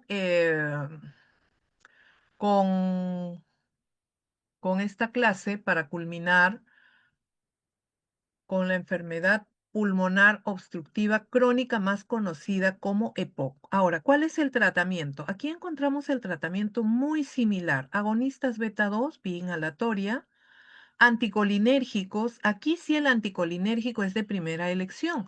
Recordemos que tanto bromuro de hipratropio, ya, como el tiotropio no son de primera elección porque no revierten un broncoespasmo. Siempre se tienen que administrar asociados a un agonista beta 2. El anticolinérgico aquí sí es de primera elección. Glucocorticoides inhalados y sistémicos, ¿ya? Las metilsantinas y agentes mucolíticos como acetilcisteína. ¿Ya? Esta EPOC que se caracteriza por una limitación del flujo aéreo y un rango en los cambios patológicos, ¿ya? Tanto en el pulmón y algunos efectos extrapulmonares, el factor de mayor riesgo es el tabaquismo, mecanismos responsables de la patogénesis de la enfermedad enteramente claros, pero involucra al sistema inmune innato. El diagnóstico está basado en los síntomas clínicos, obstrucción de la vía aérea. La medicación es un componente importante, ¿ya? El humo del tabaco, que es lo que va a activar, miren, a las células, a los linfocitos T, ¿ya? Macrófagos, neutrófilos, monocitos, ¿ya? Y estas proteasas que aparecen como consecuencia de la estimulación celular de macrófagos, neutrófilos, van a estimular la secreción de moco, ¿ya? Y esto va a formar un taponamiento de la vía aérea, una destrucción de la pared alveolar y una fibrosis, o sea, las vías respiratorias de pequeño calibre se van a ver afectadas y acompañadas de un taponamiento, ¿ya? Muy bien. Ahora, aquí los broncodilatadores, los agonistas beta 2 de acción corta, de acción prolongada, ¿van a ser útiles? Sí. Los anticolinérgicos como el hipratropio, que es de acción corta, el bromuro de hipratropio y de acción prolongada, el tiotropio, la teofilina y los glucocorticoides inhalados. ¿Por qué? Porque van a reducir la constricción del músculo, el control del tono vagal, ¿ya? Y pues va a mejorar, ¿ya? Va a mejorar la sintomatología, aunque no tiene cura, ya no es reversible, pero sí alivia, ¿ya? Alivia de los síntomas esta enfermedad. Perdón. Ahora, eh, ¿qué hay de los mucolíticos? A ver. vamos con los, Dios mío, ya apúrate. Agentes mucoactivos. Aquí son los que van a reducir la capacidad para modificar la producción, la secreción y la naturaleza de la composición del moco, ¿ya? Estos van a reducir a nivel mucociliar la producción y la interacción del moco, ¿ya? Aquí vamos a encontrar a fármacos expectorantes, mucolíticos, mucocinéticos y mucorreguladores, ¿ya? En EPOC, el moco puede incrementarse 3 veces más de su producción normal y 10 veces más cuando hay fibrosis quística. Por eso la obstrucción de la vía aérea, la producción de moco, ¿ya?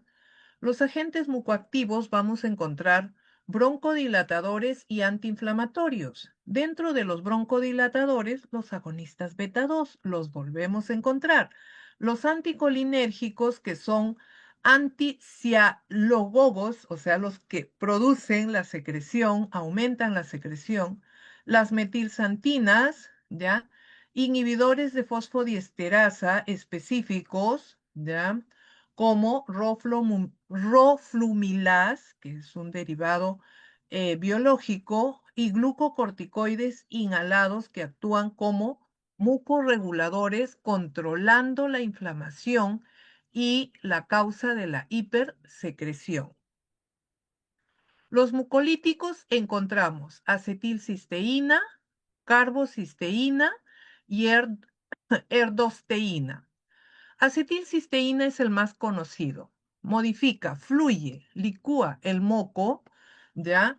Y tiene un efecto antioxidante. Recordemos que acetilcisteína también se usa como antídoto para intoxicación por paracetamol.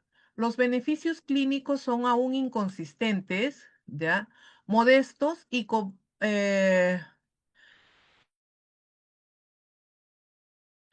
un potencial, digamos, con pocas RAMs, ¿ya?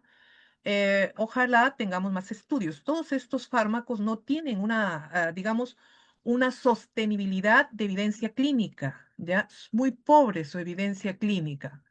¿Reducen las exacerbaciones? Sí. ¿Mejoran la sintomatología? Sí. ¿Ya? Erdosteína tiene un perfil de seguridad establecido y menos efectos adversos que en relación a los anteriores, sobre todo a nivel gastrointestinal, ¿ya? Opción de uso para exacerbaciones en EPOC en pacientes que no pueden usar corticoides o agonistas beta adrenérgicos. Comparado con placebo, este es mucho más efectivo, reduce en un 30% las exacerbaciones de EPOC. Los expectorantes como guaifenesina, bromexina y su metabolito el ambroxol, que es el de uso terapéutico, y ipecacuana ya no se usa mucho, y las sales de amonio. Estimulan el nervio gástrico y estos ya por vía vagal estimulan las secreciones del tracto respiratorio. Fluye la secreción del tracto respiratorio. Todos estos agentes son o tienen una acción antiemética. Otros mecanismos incluyen la reducción de la viscosidad de moco y un refuerzo en el movimiento muscociliar. Algunos estudios revelan mejoramiento del clearance tráqueo-bronquial. Guaifenicina disminuye la tensión superficial y la adhesividad del moco, ¿ya? Eh, no debe esperarse respuestas importantes con su uso. Sirve como coadyuvante en la hidroterapia, ¿ya? Antitusígenos, aquí hay, bueno, la tos, que es un mecanismo de defensa cuando hay moco, ¿ya? O cuando hay taponamiento de la vía aérea, ¿ya? Y estas causas no solamente son por enfermedades como asma, enfermedades crónicas, también se deben al uso de fármacos, al reflujo gastroesofágico, ¿ya? Y aquí encontramos derivados opioides como codeína que tienen una acción antitusígena. Débil clínicamente, no es muy eficaz, pero sí se usa. Desde morfina y metadona son eficaces, pero solo están indicados para tos intratable asociado a un carcinoma bronquial. Dextrometorfano es un derivado opioide. Es un derivado opioide que tiene afinidad por los receptores NMDA de aspartato, ¿ya? Con actividad central, no se comporta, farmacológicamente no se comporta como un morfinano. No tiene respuestas opioides, pero sí puede generar cierto grado de dependencia o en sobredosis alcanzar una afinidad por receptores opioides. Está contraindicado en receptores que reciben inhibidores de monoamino, unos estimulantes serotoninérgicos o antiarrítmicos. Otro es un benzonatato, es un derivado de benzoatos, es un anestésico local que actúa en la periferia, ¿ya? Está ubicado, estos van a encontrar, digamos, receptores en las vías respiratorias, pulmones y pleura, ¿ya? Pero sus RAMs también, si valoramos riesgo-beneficio, sus riesgos superan a los beneficios porque pueden presentarse respuestas a nivel cardiovascular, ¿ya?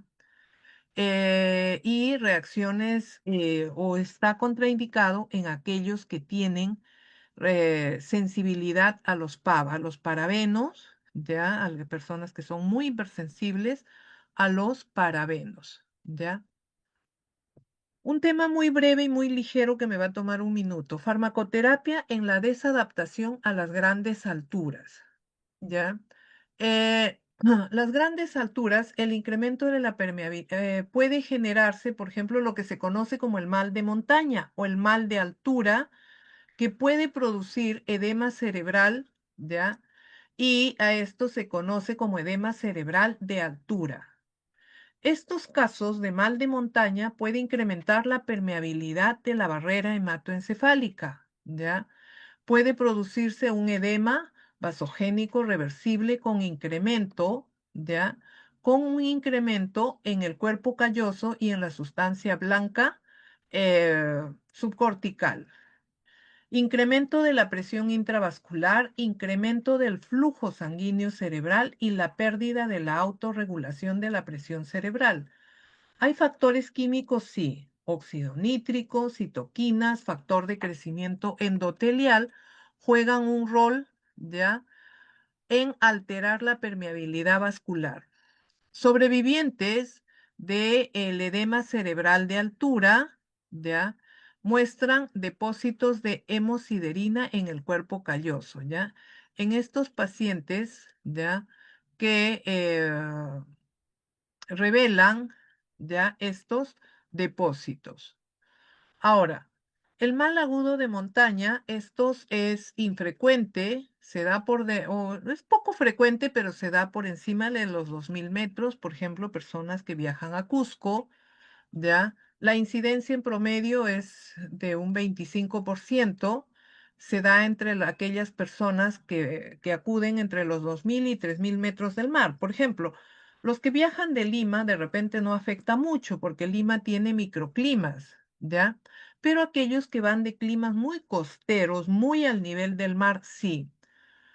Puede presentarse en ambos sexos y a cualquier edad. ¿Ya? Personas mayores son de más riesgo. El edema cerebral es mucho menor, ¿ya? Pero se da en altitudes entre 3000 a 4000 metros sobre el nivel del mar, ¿ya? Ahora, puede haber un tratamiento conservador y un tratamiento sintomático. El tratamiento conservador puede ser las medidas no farmacológicas como limitar la actividad física y observar su evolución, evitar alcohol, depresores respiratorios por la exacerbación, ¿ya? Eh, por la exacerbación de la hipoxemia durante el sueño, y como sintomáticos utilizar analgésicos y antieméticos, ¿ya? Hasta que logran una aclimatación. Es como cuando viajamos, por ejemplo, han viajado a Puno, ya es terrible.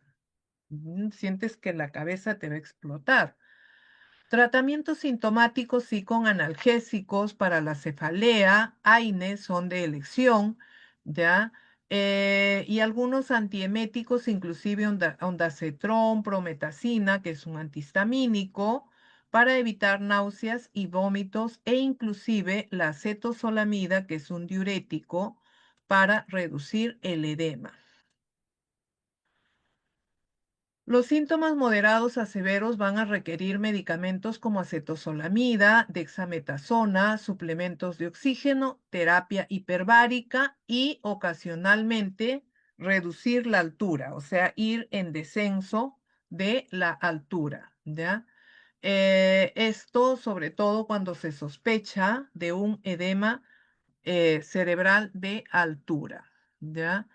Entonces, estos casos de altura hay que considerarlos y tomarlos con prevención. Si usted o cuando un paciente, ¿no? A veces las consultas de los pacientes son, voy a viajar a altura, prevenir, tomar las medidas de control, ¿ya? Y ante cualquier síntoma, alerta de síntoma, informar al médico tratante para evitar la automedicación. A veces llegamos, por ejemplo, algunos, ¿no? Llegan a la altura y ¿qué es lo primero que se les recomienda cuando llegan a Cusco? ¿Cuál es la primera recomendación, por ejemplo, cuando llegan a Cusco? Tomar el mate de coca, ¿no? Pero a veces no tenemos en cuenta que esto también puede agravar, puede ser muy útil para algunas personas en cuanto a la adaptación, pero a otros puede agravar por problemas cardiovasculares. Entonces, es importante que a pesar de que son síntomas manejables, observables, evitar cualquier riesgo, ¿ya? Aquí les estoy considerando algunos aspectos que se consideran en los reportes Gina de ahora, actualmente. La incorporación de biomarcadores tipo 2 para detección de asma, diagnóstico en niños menores de 5 años, modificar el enfoque terapéutico en adultos y niños, por ejemplo, en relación a formoterol como rescate y antiinflamatorio y antiinflamatorios, ¿ya? Y limitación, estos cambios en cuanto a la terminología, ¿ya? Que probablemente lo van a ver más en clínica, ¿ya? Y en exacerbaciones de manejo agudo en niños menores de 5 años, el uso de sulfato de magnesio por nebulización queda retirada. Se había una opción desaconsejado, así que nos olvidamos de ello.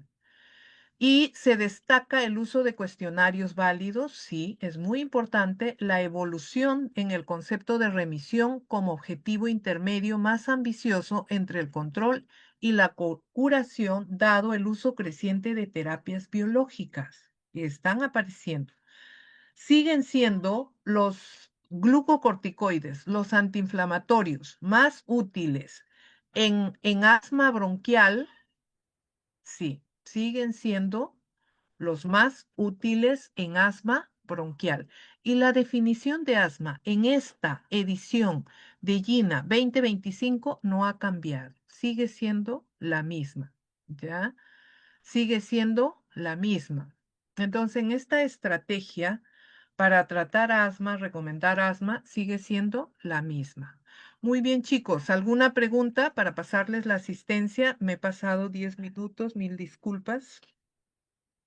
Ya he tenido algunos, creo que mi internet también ha estado continuo mi internet porque he estado con eh, voy a colocarles la asistencia. A ver, chicos,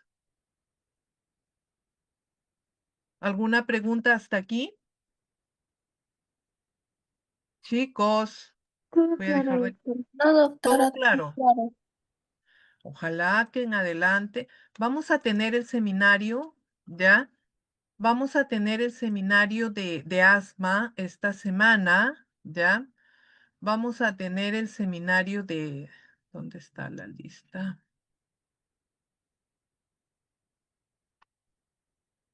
¿Ya? De asma esta semana.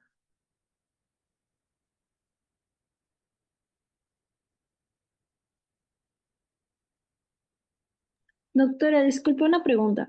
Dime, hija. Con respecto al asma y los factores, ya sea externos o genéticos, em, cuando una persona tiene asma, pero ya ha habido antecedentes familiares, o por ejemplo en los casos cuando la persona se recupera, o sea, luego ya no. Ya. Principalmente se da eso en niños, ¿no? Pero a lo que me refiero es que eso sería por factores externos solamente. Eh, no, también factores endógenos. Recuerden que el asma, ¿ya? El asma es de carácter multifactorial y poligenético, ¿ya? El asma es multifactorial y poligenético. Entonces, ¿eso qué hace? Que, un ratito, ¿eso qué significa? Que no solamente el factor externo contribuye, ¿ya? Todos podemos exponerlos, por ejemplo, al grupo de personas de ustedes, los podemos exponer a un, a un, a un alergeno, ¿ya? ¿Todos van a tener la misma respuesta de asma? No. ¿Por qué? Porque hay unos que serán más sensibles, presentarán algún broncoespasmo, desencadenarán asma y otros no. ¿Por qué? Porque hay un patrón genético determinante, ¿ya? Entonces, ¿qué se ha encontrado? Por eso es que el asma se dice es de carácter multifactorial y poligenética, ¿ya? Multifactorial y poligenética. ¿Y por qué es poligenética? Porque hay un predominio intra y extracelular, ¿ya? A ver, ¿dónde está? Ya. ¿Alguna otra pregunta, chicos?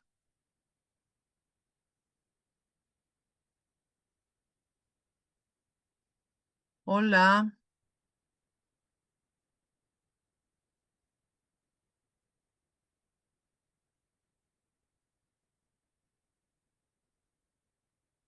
chicos. Doctora, ¿y esos pocos casos donde la persona ya deja de tener asma en la adultez? Es Solamente es porque por... está controlada. Ahí, mire, el asma, en cuanto a las técnicas de uso de inhaladores. Ya. Sí, es importante. A ver, un momentito, respondo a la niña. Mire, eh, cuando hay diagnóstico de asma en niños, ¿quiénes tienen mayor tendencia? O sea, ¿cuál es la población más sensible a desencadenar asma? ¿Niños o niñas? Son los niños, ¿ya? Más que niñas. Pero ¿qué nos reportan estos estudios? Dice que los niños, cuando llegan a la adolescencia, el asma desaparece. Y muchas veces en niños que su asma ni siquiera ha sido bien tratada, ¿ya? Entonces, que ha sido mal tratada, ¿ya? Eh, mm, ahora, estos niños, ¿ya? Estos niños puede revertirse el asma, lo que no sucede con las niñas. Las niñas van a desarrollar asma aún siendo adultas, ¿ya? Pueden controlar su asma, pero no curan definitivamente, ¿ya? No llegan a una cura definitiva. Entonces, ¿qué ha pasado con el asma? Por ejemplo, en niños hay una resistencia al uso de antiinflamatorios porque las reacciones adversas nos dicen que retarda el crecimiento, su desarrollo integral, el sobrepeso, la espalda de búfalo, la cara de media luna, y sí, pero ¿qué tenemos que hacer en los niños? Controlar las dosis. ¿Se pueden usar glucocorticoides en niños? Sí, y eso es lo que nos dice el estudio GINA. No está contraindicado. Lo que no se puede es abandonar las dosis. Hay que monitorear las dosis, ¿ya? Y eso es lo que vamos a ver ahora en el seminario. Cómo controlar o por cuánto tiempo se debe administrar. Cómo establezco mis objetivos terapéuticos para tratar el asma bronquial, ¿ya? En cuanto a las técnicas de uso de inhaladores, ¿sería la manera de inhalar de dosis, medida, de polvo seco? Sí, hay inhaladores de polvo seco, líquidos. Entonces, la forma, hay que entrenar al paciente cómo va a usar el inhalador, ¿ya? A algunos se les dificulta más. Si es mal utilizado, solo alcanzará en los alvéolos pulmonares un 10% de lo administrado.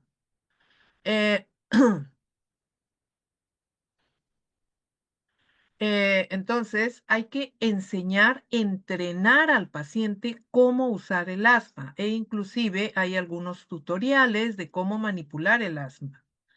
¿Ya? En adultos es mucho más difícil. A veces los niños tienen una mejor adaptación para el uso de inhaladores. Darle un inhalador o prescribir un inhalador en un adulto es de más dificultad, tienen menos flexibilidad para usar este tipo de dispositivos. A ver, doctora, si, el asma está controlada en la etapa adulta, mientras va avanzando los años, ¿puede volver a tener episodios?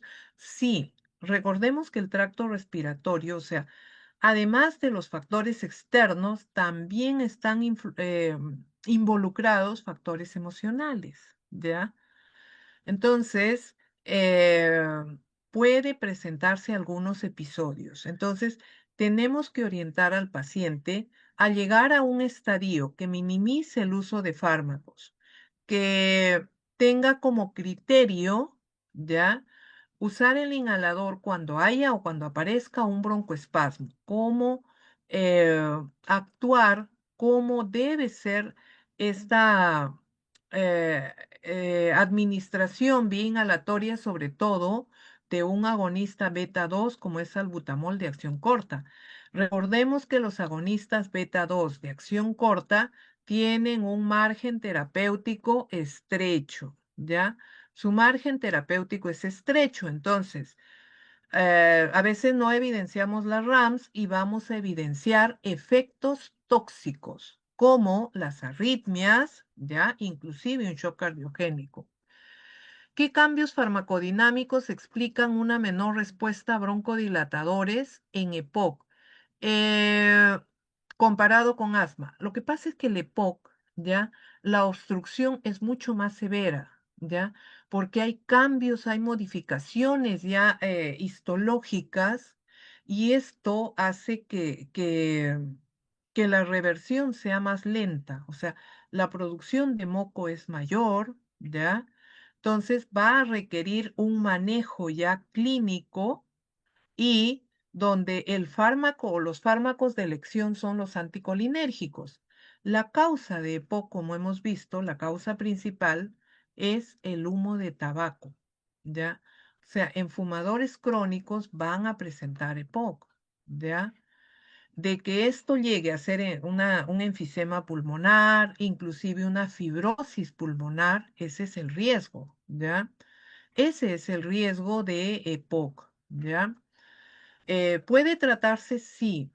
¿Es poco probable la reversibilidad? También.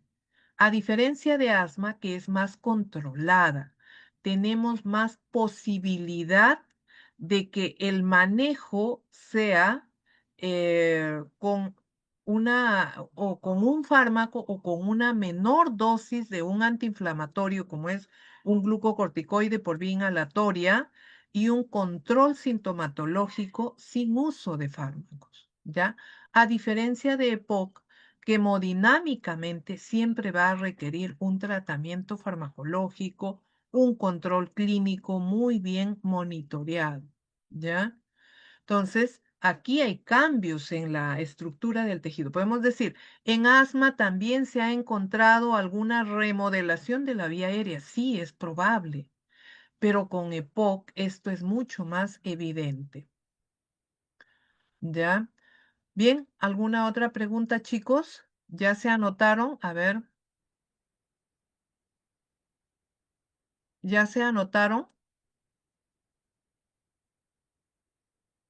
Doctora, ¿mandó el link del Excel? Sí, lo he puesto. No, no hay No lo han... nada, doctora.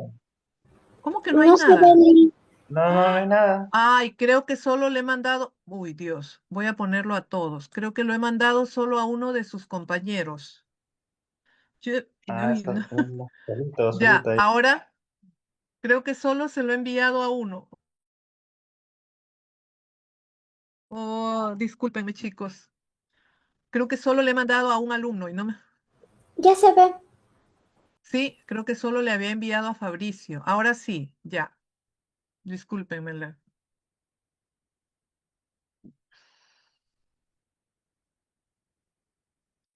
Ahora sí, ya. Ya les envié el enlace. Ahora, si vemos en asma, dentro de los broncodilatadores, tenemos a los agonistas beta 2, ya, de acción corta, de acción prolongada, las metilsantinas, perdón, Y disculpe, pero me pide permiso para poder... tienen que voy a ingresar con su correo institucional, hija, ¿ya? Con el correo institucional tienen que ingresar, ¿ya?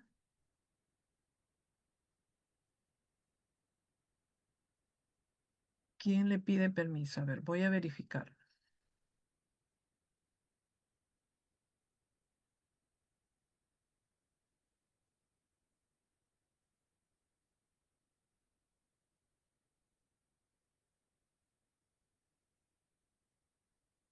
Ya le he pasado a uno. Tienen que ingresar siempre con su correo institucional, ¿ya? Bueno, ya. Ahora, mi pregunta, y se las dejo aquí, ¿ya?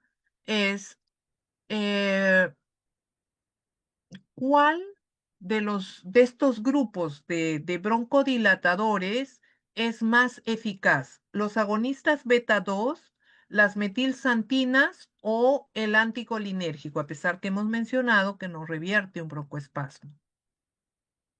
¿Mm? ¿Cuál es más eficaz?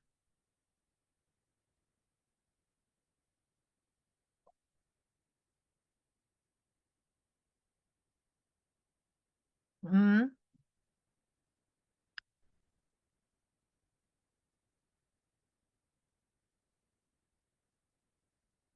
Eso lo van a revisar, ¿ya? Muy bien, chicos.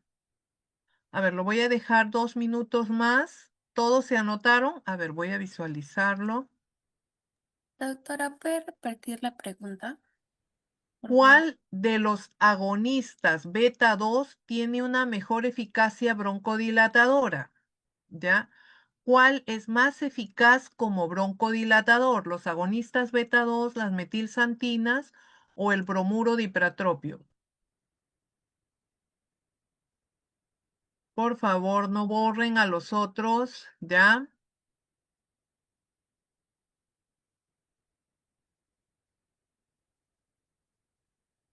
¿Cuántos tengo? 62. Y ya vamos por... No me deja escribir porque me parece que está saturado, que muchos ingresaron. ¿Me puede dar unos minutos? Sí, sí, sí, ahí le envío nuevamente el enlace, ¿ya? Sí, pero no deja, no sé por qué. Oh, ya. Lo que pasa es que a veces cuando envío, solo envío, no sé por qué, voy a volver a ingresar, ¿ya? Ya, vamos a esperar un momentito. Ahí les he vuelto a enviar, ¿ya? Bien, chicos. Esta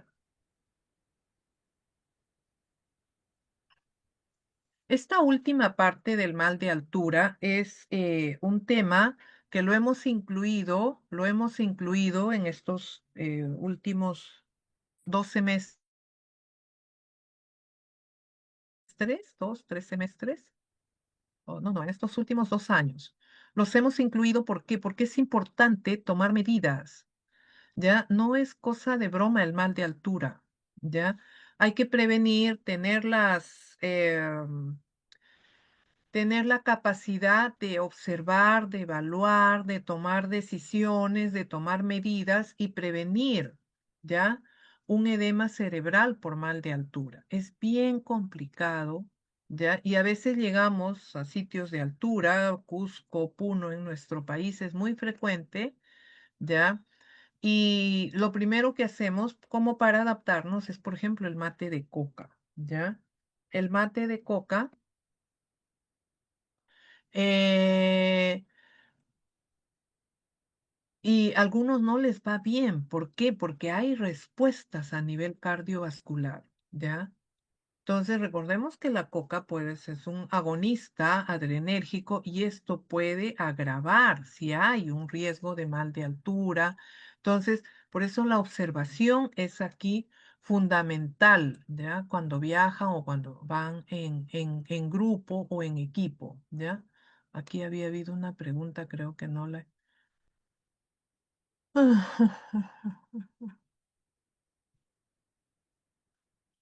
¿Ya?